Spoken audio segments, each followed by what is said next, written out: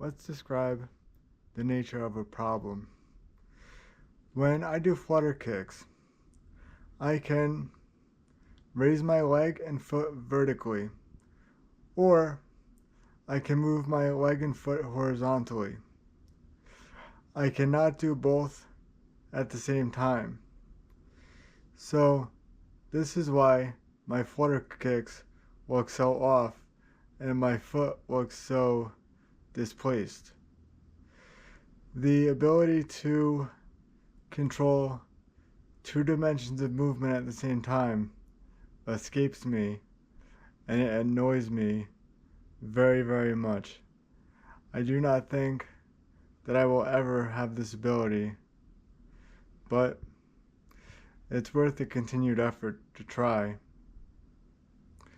Anyway, I think the shorter videos are much more to the point, and hopefully people can understand them better than the longer form videos.